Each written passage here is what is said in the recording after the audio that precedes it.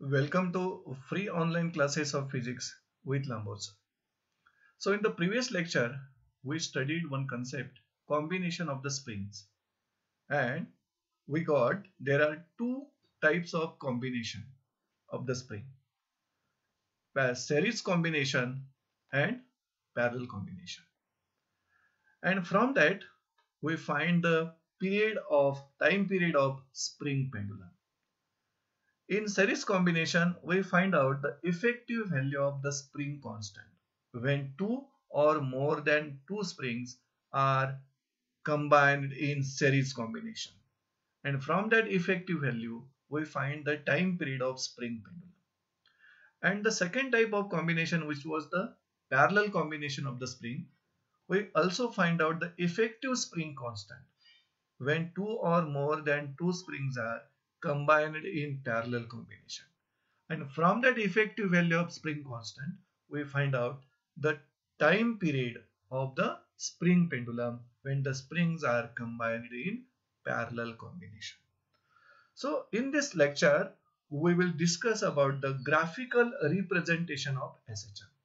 We know that a particle or a body or any block which is performing linear SHM, it has displacement, velocity, acceleration, restoring force, at the same time phase angle.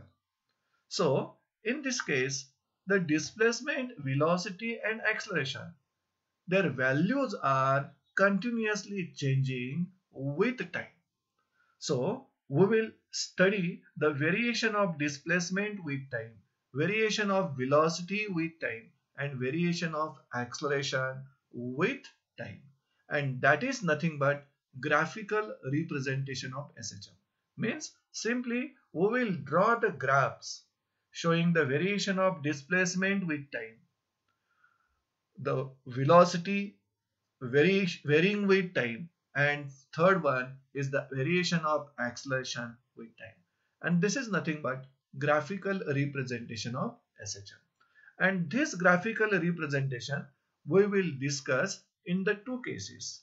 And in first case, we will study particle executing SHM starting from the mean position towards the positive extreme.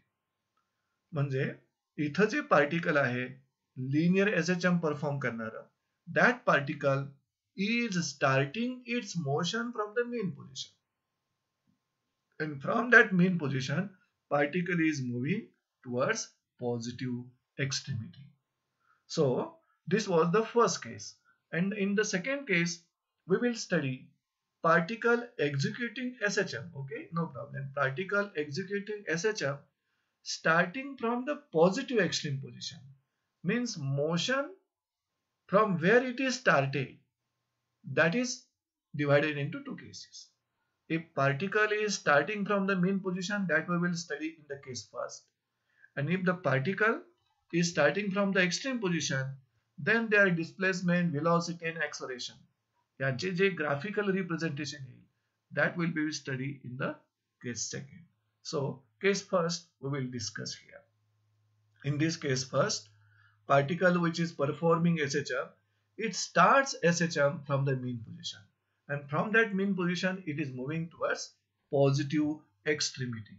So we will consider the same statement like this. Suppose that particle starts from the mean position and moves towards the positive extremity. म्हणजे SHM चा जो path आहे त्याच्या main position पासून motion start होईल पार्टिकलची, and it will move towards positive extremity. So for that case, the equations for velocity, displacement, velocity and acceleration in SHM are, we know that if particle is starting its motion from mean position, then its displacement can be written like this. See here, the displacement of particle performing SHM and starting from the mean position is given by x equal to a sin omega t. आपल्याला माहिती आहे एकूण 3 expressions आहेत डिस्प्लेसमेंटची. General expression जे आहे डिस्प्लेसमेंटचं ते x equal to a sin omega t plus phi. हे इक्वेशन पार्टिकल कुठूनही मोशन स्टार्ट करत असेल तर आपण रेफर करायचं. But if the particle is starting from the mean position, then its displacement is given by this relation x equal to a sine omega t. And if particle starts from extreme position, then its displacement is given by the formula x equal to a cos omega t. So here the particle is starting from mean position. That's why we have considered the same expression x equal to a sine omega t. And from that expression we can find the velocity of particle. If you differentiate this equation, then you will get velocity v equal to dx by dt. And if you take the derivative of the equation a sine omega t, the velocity will be like this, v equal to a omega cos omega t. So this is nothing but derivative of equation 1. म्हणजे डिस्प्लेसमेंटचं time नुसार जर derivative घेतला तर तुम्हाला velocity मिळेल. And this is velocity of particle performing SHM. And from that velocity, if you take the derivative of velocity with respect to time, you will get the acceleration like this. So this is the acceleration, which is the derivative of equation 2. So from equation 1, 2 and 3, this equation shows that the values of displacement, velocity and acceleration of that particle performing SHM depends upon time, isn't it? Or omega t. Omega t is nothing but phase. म्हणजे displacement, velocity and acceleration of particle which is performing SHM depends upon the time or the phase angle. See here, this equation shows that values of displacement, velocity and acceleration of particle depends upon the time or phase angle theta equal to omega t. आणि त्यांच्या ज्या values आहेत displacement, velocity आणि ऍक्सलरेशनच्या, त्या values आपण table मध्ये refer केलेल्या आहेत. See this, we can refer this table. We know that the time, the value of time 0, t/4, t/2, 3t/4, t एका ऑसिलेशन मध्ये या 4 मुवमेंट्स असतात. आणि त्यावेळी त्यांच्या व्हॅल्यूज म्हणजे पार्टिकल मेन पोझिशन पासून जर मोशन स्टार्ट करत असेल तर त्यावेळेचा टाइम 0 असेल आणि त्यावेळेचा फेज अँगल थीटा देखील 0 असेल. And mean position to extreme पोझिशनला ज्यावेळेला पार्टिकल जाईल त्यावेळेला टाइम t/4 लागेल, पण फेज अँगल हा π/2 असेल, कारण का मेन टू एक्स्ट्रीम पोझिशनला phase angle π/2. From extreme position to mean position ज्यावेळेला पार्टिकल येईल त्यावेळेला टाइम असेल t/2, कारण t/4 t/4 2 टाइम्स t/2, आणि त्यावेळेचा जो फेज अँगल पार्टिकलनं कव्हर केला असेल तो पाय असेल.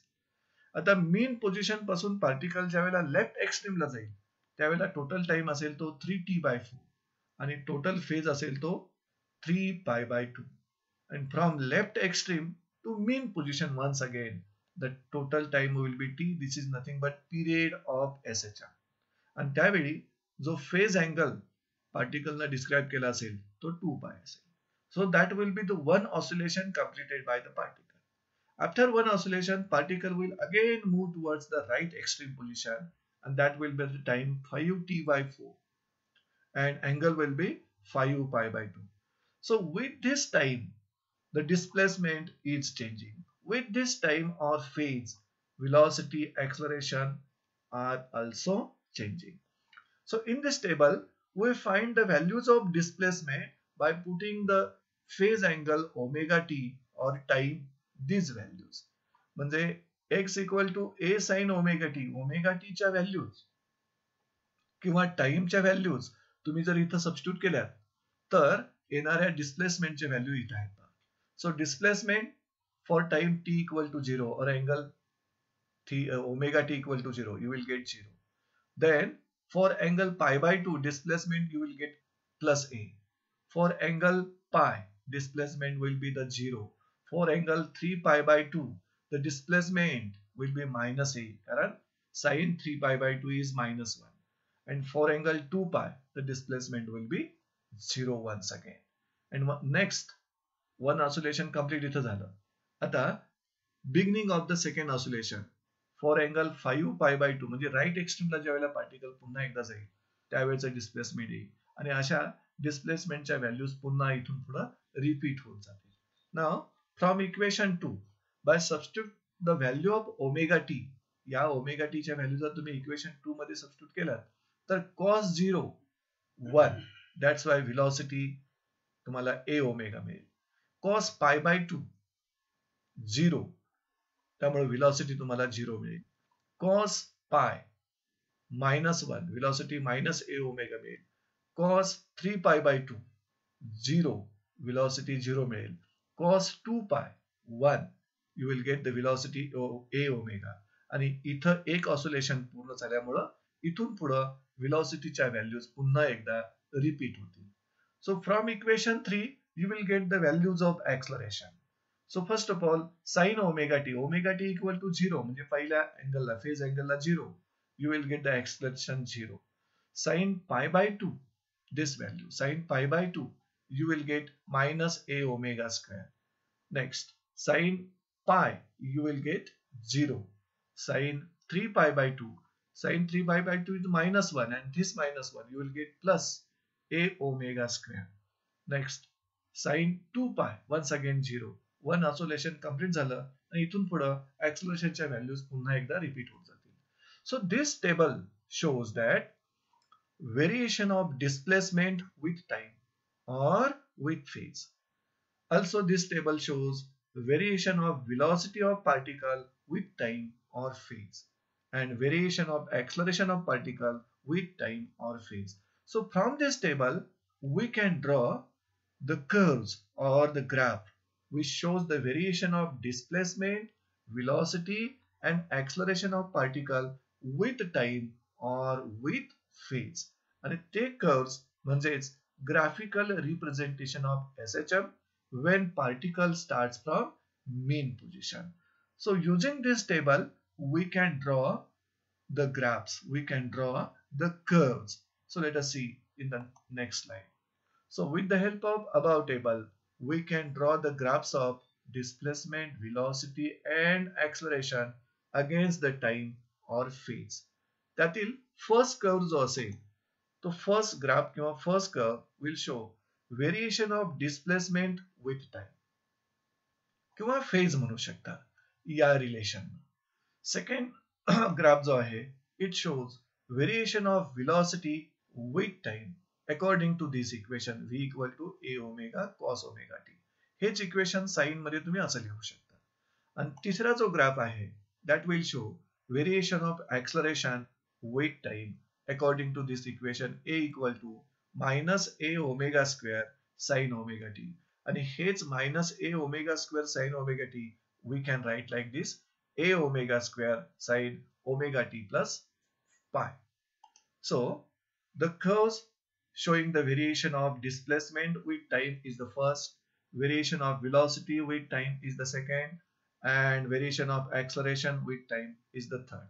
And हे तिन्ही ग्राफ आहेत that graphs are drawn from the values of table that we have prepared on the previous slide.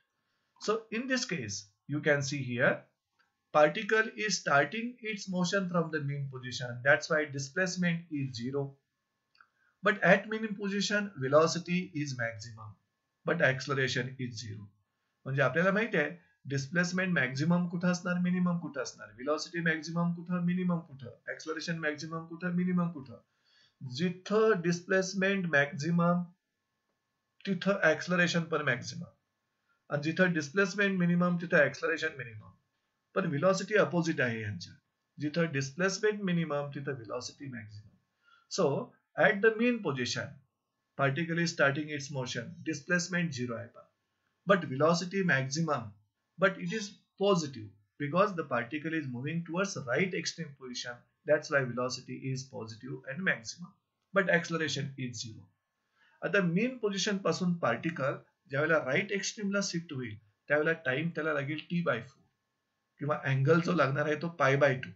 मग राईट एक्स्ट्रीमला जाणार त्यावेळेला डिस्प्लेसमेंट त्याचं मॅक्झिमम असेल प्लस एम्प्लिट्यूड एवढं, पण एक्स्ट्रीम पोझिशनला व्हेलॉसिटी 0 असते पहा आणि ऍक्सलरेशन मात्र मॅक्झिमम.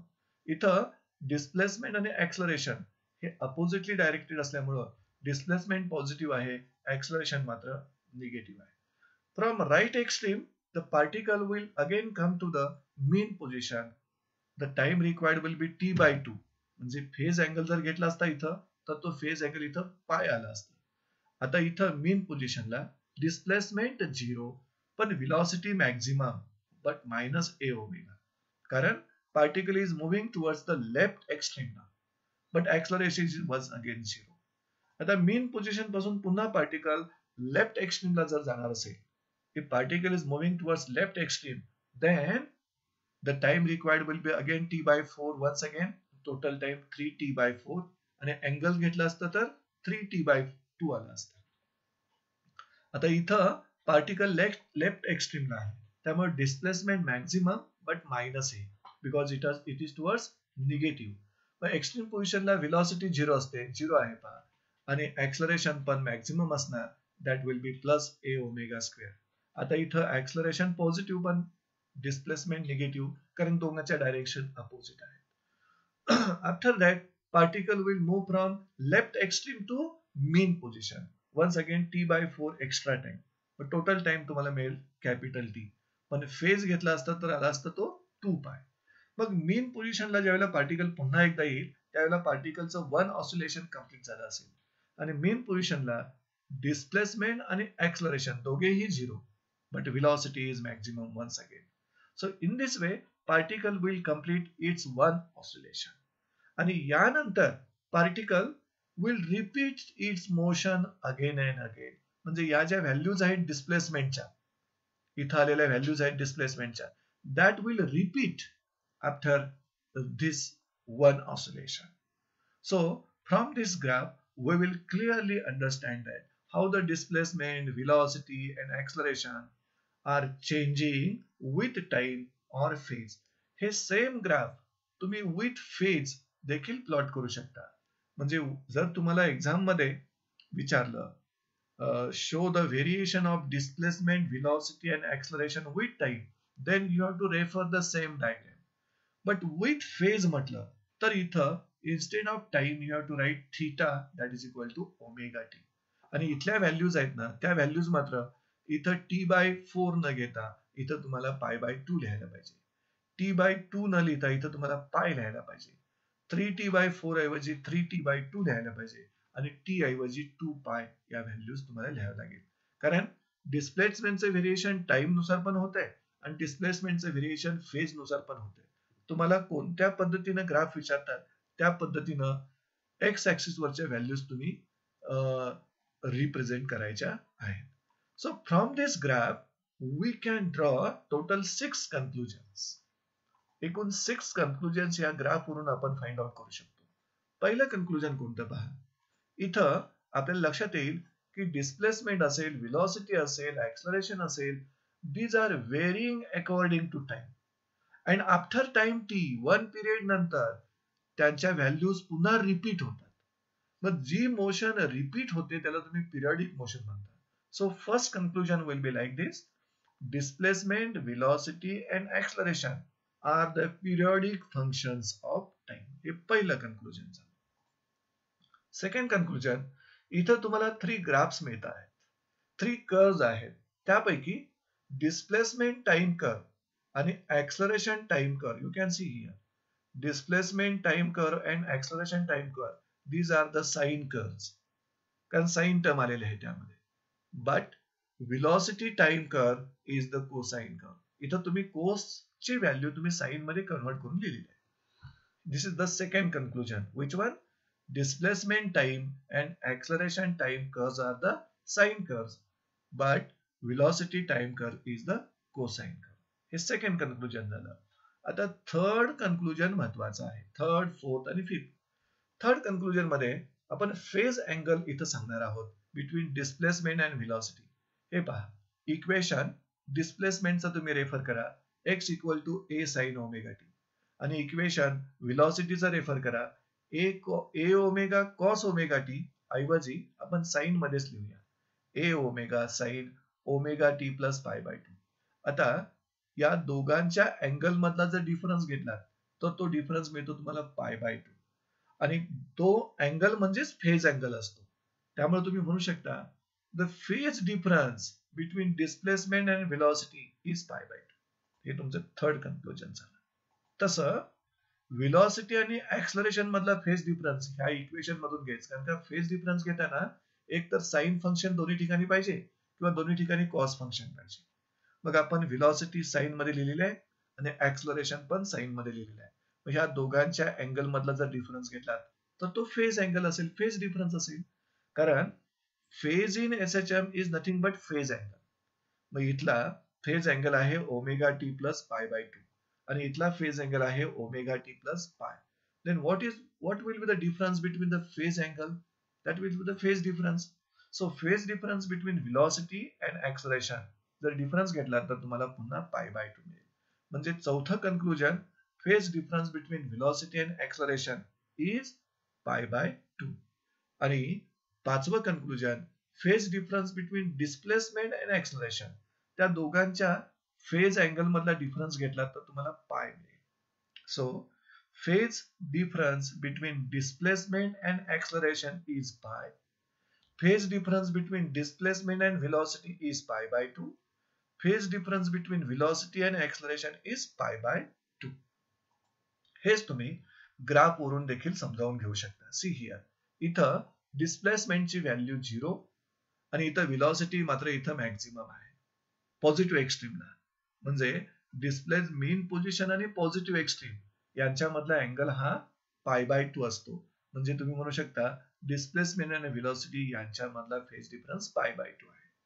आता त्यानंतर व्हेलॉसिटी आणि ऍक्सलरेशनचा विचार केला तर व्हेलॉसिटी प्लस ए ओमेगा आहे आणि ऍक्सलरेशन मात्र इथं 0 आहे. ऍक्सलरेशन 0 आहे. मग ऍक्सलरेशन 0 कुठं असतं? मेन पोझिशनला. आणि व्हेलॉसिटी ऍक्सलरेशन इथं पॉझिटिव्ह आहे आणि व्हेलॉसिटी इथं पॉझिटिव्ह आहे. Particle is moving towards mean position आणि इथं ऍक्सलरेशन मात्र 0 असून it is moving towards negative extreme position. त्यामुळे ह्या व्हेलॉसिटी आणि ऍक्सलरेशन मधलं तुम्हाला फेज अँगल पाय बाय 2 मिळेल.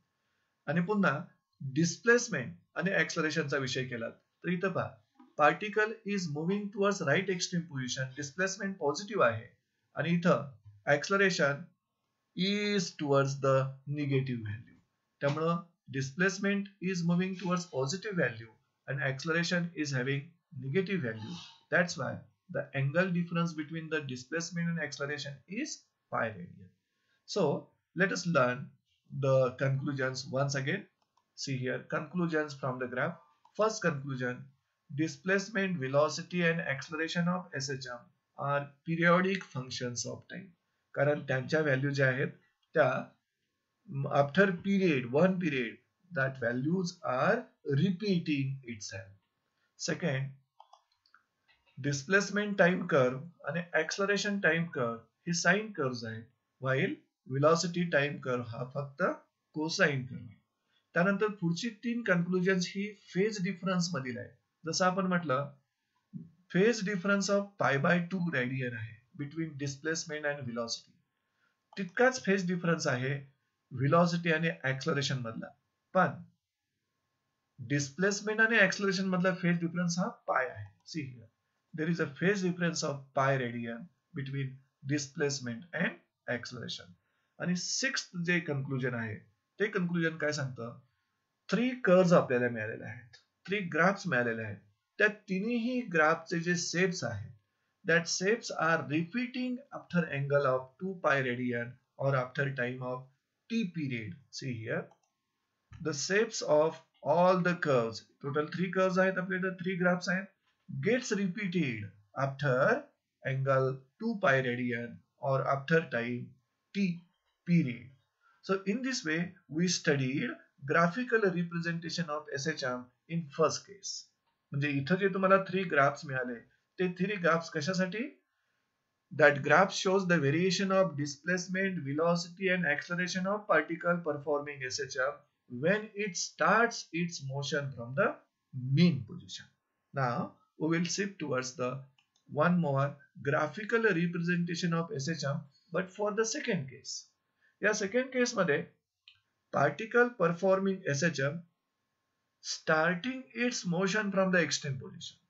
आणि एक्स्ट्रीम पोझिशन पासून त्यानं मोशन स्टार्ट केल्यानंतर त्याचं डिस्प्लेसमेंट असेल, व्हेलॉसिटी असेल, ऍक्सलरेशन असेल, टाइम नुसार कसं व्हेरी होतात ते आपल्याला ग्राफिकली रिप्रेझेंट करायचं आहे. So in second case we will study particle executing SHM but starting from positive extreme position. It is moving towards mean position. So we will consider the particle starts from positive extreme position. आणि positive extreme position पासून पार्टिकलनं motion जर start केले असेल तर त्याच्या डिस्प्लेसमेंटचं equation, व्हेलॉसिटीचं equation आणि ऍक्सलरेशनचं equation आपण मिळवता आलं पाहिजे. We know that displacement of particle starting from extreme position, त्यासाठीचं डिस्प्लेसमेंट आपण घेतो x equal to a cos omega t. See here. Equations for displacement, velocity and acceleration in SHM. त्यातील डिस्प्लेसमेंटचं equation तुम्ही घेता x equal to a cos omega t. आता या डिस्प्लेसमेंटचं जर तुम्ही टाइम नुसार डेरिव्हेटिव्ह घेतलं तर तुम्हाला व्हेलॉसिटी मिळेल. See, velocity of particle in SHM. This is the derivative of equation 1 with respect to time. आणि जर तुम्ही इक्वेशन 2 म्हणजे व्हेलॉसिटीचा डेरिव्हेटिव्ह घेतलं with respect to time, you will get the acceleration of particle in SHM. आता या तिन्ही equation वरून तुमच्या लक्षात येईल from these equations shows that the values of displacement, values of velocity, values of acceleration of particle depends upon the time. Small T वर depend आहेत त्या व्हॅल्यू किंवा ओमेगा टी वर डिपेंड आहे. ओमेगा टी म्हणजे फेज आहे आणि त्यांच्या व्हॅल्यूज डिफरंट टाइम साठी किंवा डिफरंट फेज अँगल साठी ज्या डिस्प्लेसमेंटच्या व्हॅल्यूज असतील, व्हेलॉसिटीच्या व्हॅल्यूज असतील किंवा ऍक्सलरेशनच्या व्हॅल्यूज असतील त्या आपण या टेबल मध्ये रिप्रेझेंट केलेल्या आहे. So these are the different values of time. Particle is starting from extreme position, त्यामुळे स्टार्टिंगचा टाइम तुमचा 0 असेल आणि त्यावेळेचा फेज अँगल पण 0 असेल. पण राईट एक्स्ट्रीम पासून ज्या वेळेला मीन पोझिशनला पार्टिकल येईल त्यावेळेला तुम्हाला टाइम लागेल t/4. त्यावेळी फेज अँगल असेल π/2. मीन पोझिशन पासून लेफ्ट एक्स्ट्रीमला पार्टिकल जाईल त्यावेळी टोटल टाइम लागेल t/2 आणि टोटल फेज असेल π. लेफ्ट एक्स्ट्रीम पासून पुन्हा मीन पोझिशनला पार्टिकल येईल त्यावेळेला तुम्हाला टोटल टाइम लागेल 3t/4 आणि टोटल फेज कव्हर होईल 3π/2. आणि पुन्हा एकदा मीन पोझिशन पासून राईट एक्स्ट्रीमला ज्यावेळेला पार्टिकल येईल त्यावेळेला एक ऑसिलेशन कंप्लीट झाला असेल आणि त्यावेळेचा तुमचा टोटल टाइम म्हणजे पिरियड ऑफ SHM असेल आणि टोटल फेज हा 2π असेल. After that particle will goes on repeating its same movements again and again. मग आपण इथं इक्वेशन 1 मध्ये ओमेगा टी च्या व्हॅल्यूज 0, π/2, π, 3π/2, 2π सबस्टिट्यूट केलं तर तुम्हाला डिस्प्लेसमेंटची व्हॅल्यूज मिळतील पहा. So the values of displacement इथं ज्या टेबल मध्ये मिळालेल्या आहेत that values are from equation 1. त्यानंतर values of velocity of particle ज्या तुम्हाला मिळालेल्या आहेत त्या व्हॅल्यूज इक्वेशन 2 वरून इथं मिळालेल्या पहा. These are the values of velocity of particle from equation 2.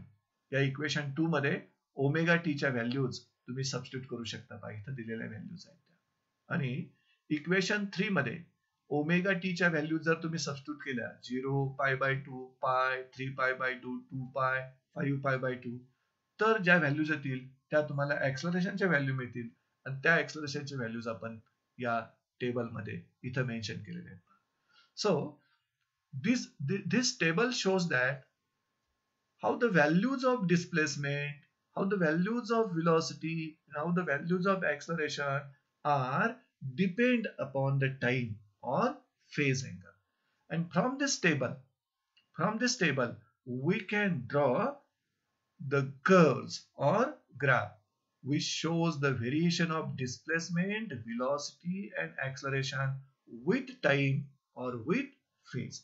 म्हणजे या टेबलचा यूज करून तुम्ही 3 डिफरंट ग्राफ्स ड्रॉ करू शकता.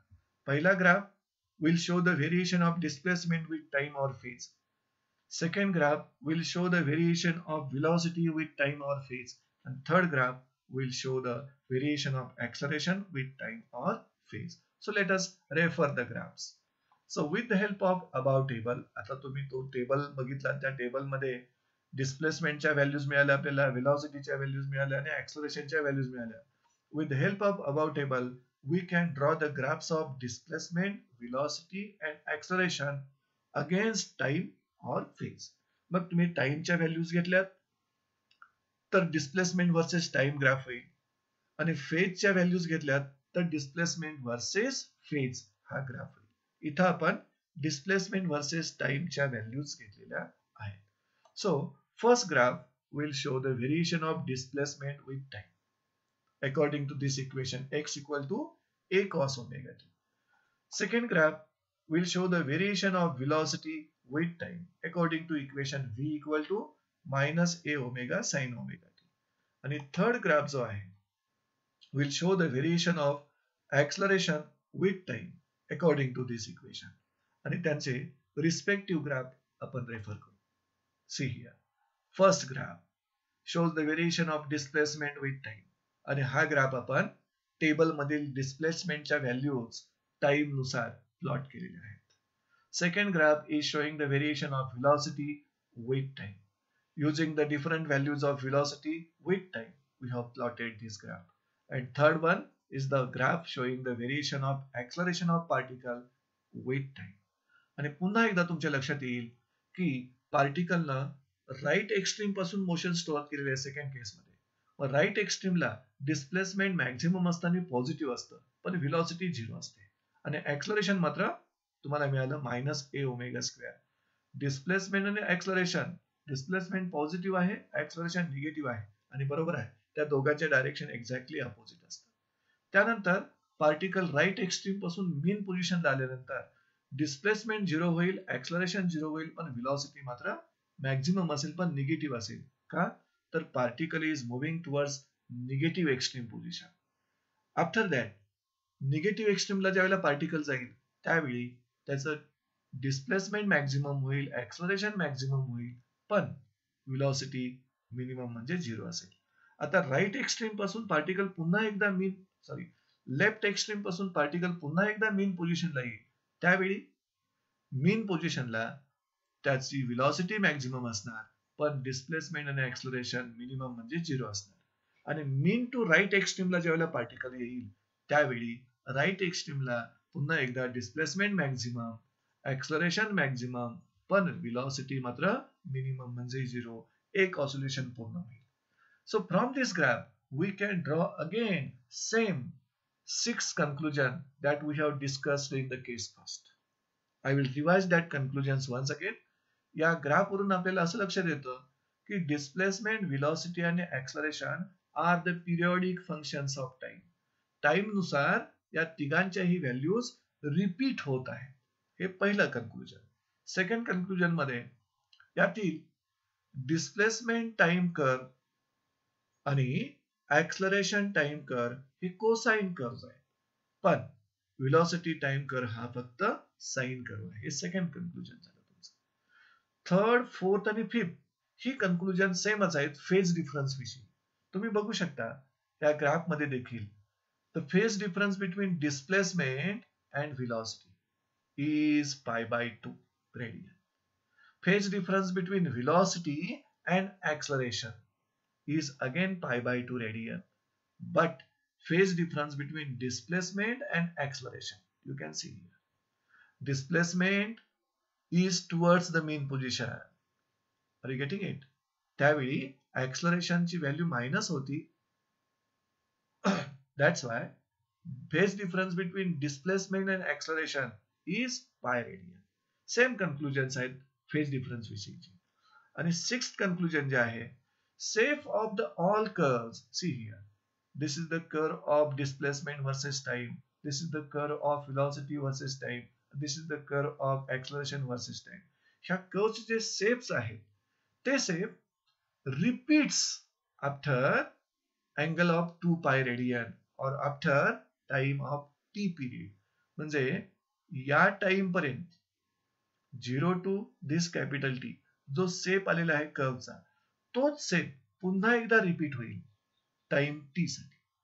किंवा इथं अँगल तुम्हाला पूर्ण झाला 2 पाय रेडियन, पुन्हा पुढच्या 2 पाय रेडियनला सेम शेप रिपीट होणार आहे. That's why the sixth conclusion is that shapes of all the three curves repeats for 2 pi radian or time t period. So with this, we have studied how the graphical representation of SHM can be represented with the help of 3 graphs. Exam मध्ये तुम्हाला जो question set केला जातो त्या question मध्ये या ठिकाणचा जो व्हॅल्यूचा टेबल आहे किंवा बाकीचे आपण जी माहिती लिहिली त्याचा काही गरज नसते. फक्त तुम्हाला जर म्हटलं represent graphically the variation of displacement, velocity and acceleration of particle when starts from mean position म्हटलं तर mean position चे 3 graphs काढा आणि particle starts from extreme position म्हटलं तर extreme position चे हे 3 graphs फक्त तुम्ही काढायचे आहेत. बाकी याच्यासाठी जी काय आपण तो टेबल तयार केला व्हॅल्यूचा किंवा बाकीची ही इक्वेशन लिहिलेली आहेत किंवा इथं जी आपण थेरॉटिकल माहिती लिहितोय याची काहीही गरज नाही. You have to only draw the graphs, 3 graphs. But case first, particle will start its motion from mean position, and case second, particle will start its motion from extreme position. त्यामुळं दोन्ही केस साठी येणारे ग्राफ 3च आहेत, पण ग्राफचं nature मात्र थोडं different राहतं. So you take care while writing the answer in examination. You have to remember from where the particle is starting its motion. एक म्हणजे क्वेश्चन मध्ये तुम्हाला ग्राफिकल रिप्रेझेंटेशन कोणत्या एसएचएम चं करायला सांगितलंय. फ्रॉम मीन पोझिशन स्टार्ट होतोय की फ्रॉम एक्स्ट्रीम पोझिशन स्टार्ट होतोय त्यानुसार तुम्हाला ग्राफ प्लॉट करावे लागतील. So with this we are ending this lecture. Thank you friends.